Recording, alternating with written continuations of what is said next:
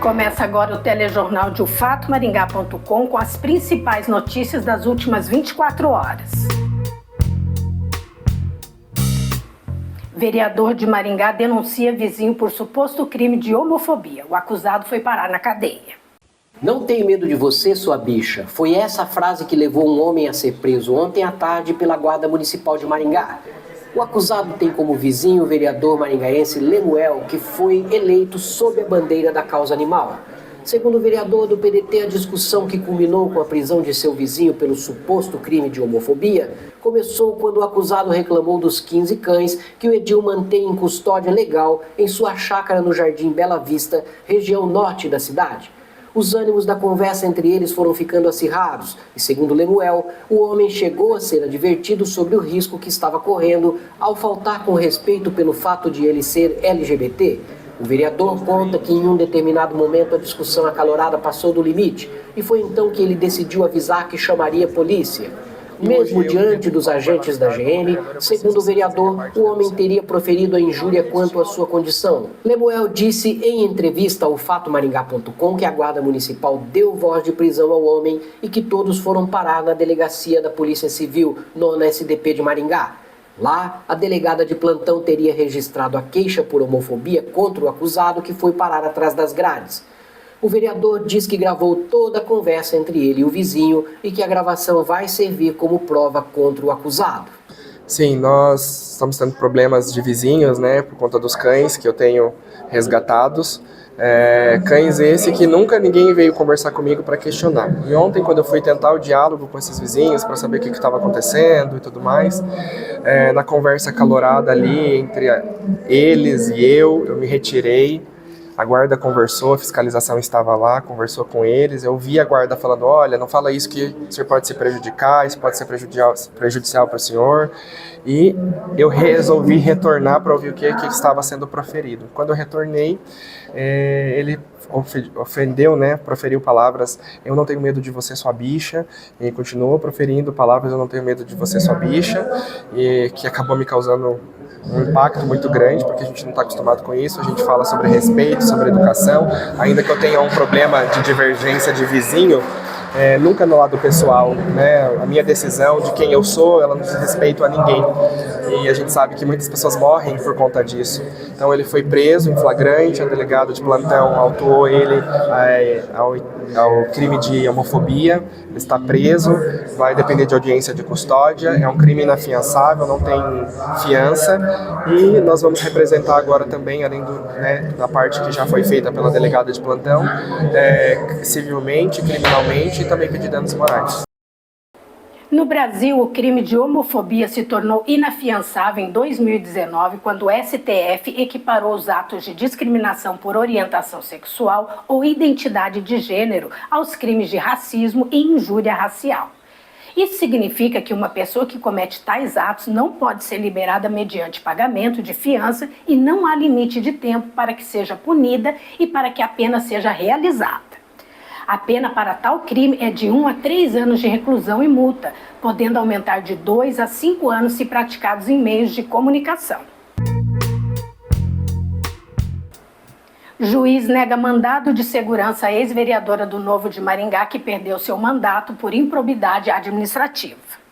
O juiz Márcio Augusto Matias Peroni, da primeira vara da Fazenda Pública de Maringá, negou hoje o pedido de liminar feito pela ex-vereadora Cristiane Costa Lauer, do Novo, que ingressou com um mandado de segurança visando anular a sua cassação ocorrida em 27 de agosto. Lauer foi condenada este ano por improbidade administrativa, enriquecimento ilícito. Num dos trechos da sentença, o juiz assinala que na sessão especial que culminou na cassação, vê-se que a autoridade impetrada da presidente Major primeiro suspendeu a sessão para se aguardar a presença do advogado da parte impetrada. E após fim da suspensão, constatou-se que aquele procurador não acessou o link disponibilizado pela presidência para o exercício da defesa impetrante e sequer compareceu a seu outro dito compromisso na comarca de Almirante Tamandaré. Ministério Público do Paraná cumpre mandados de busca e apreensão em Maringá e outras 7 cidades do estado para coibir a venda de agrotóxicos na internet. O promotor de justiça Daniel Pedro Lourenço, do Grupo Especializado em Meio Ambiente, Habitação e Urbanismo, GAEMA, fala sobre a Operação Webcita.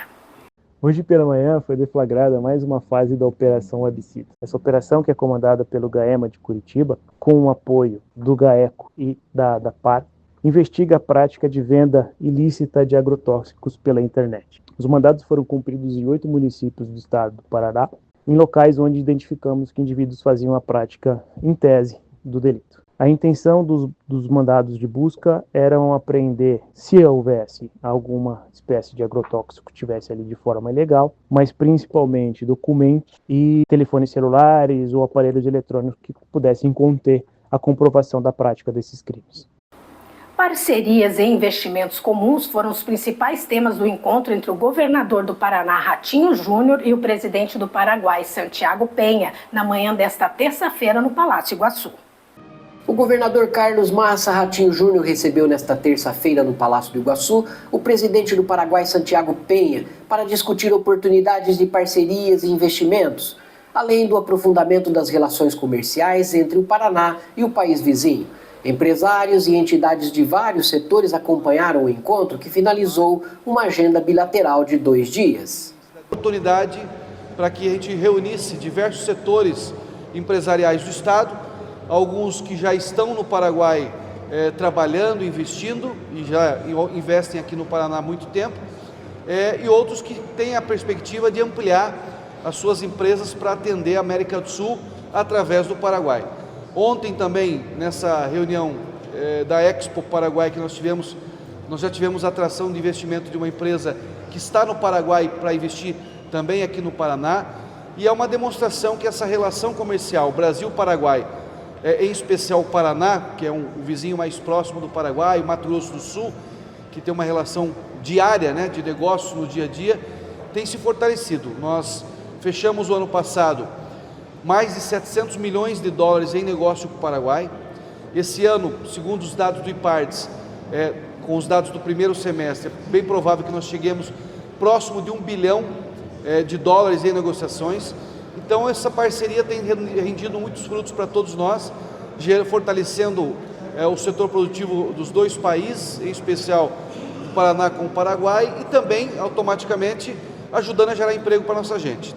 O Brasil é o maior parceiro do Paraguai. Temos uma relação de longa data, temos muitos projetos, mas a relação com o Estado do Paraná é uma relação muito particular. Temos o maior empreendimento binacional, que é a Itaipu, está no Alto Paraná do Paraguai, Paraná do lado do Brasil, mas a relação vai muito mais que somente a relação econômica, uma relação política, uma relação cultural. O Paraguai tem a maior população do Brasil, fora do Brasil, morando na América Latina, quase meio milhão de brasileiros, muitos deles do estado do Paraná. Então a relação cultural, política, econômica é muito, muito importante. Começa amanhã com 2 jogos as disputas das partidas da volta das quartas de finais da Copa do Brasil. O ex-árbitro da Federação Paranaense de Futebol, Valdir Bicudo, traz hoje sua opinião sobre como a arbitragem deve proceder para não interferir nos resultados.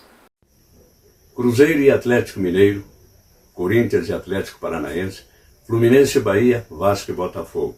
4 jogos que irão decidir o campeão da Copa do Brasil, e aquele que for o campeão vai para a Libertadores direto de 2026. Jogos que vão exigir muita performance, muita qualidade, muita calma, muita paciência, muita percepção sensorial, muita percepção profissional e muito equilíbrio das tomadas e decisões da arbitragem no retângulo verde. Oxalá a arbitragem brasileira esteja coroada de êxito, esteja com a sorte ao seu lado, porque são jogos que quem perder dá adeus à Copa do Brasil. E por consequência exige-se arbitragem de excelência, e arbitragem de excelência é o que precisa o futebol brasileiro. A gente volta em breve com mais uma edição. Fique bem informado. Leia o fatomaringá.com.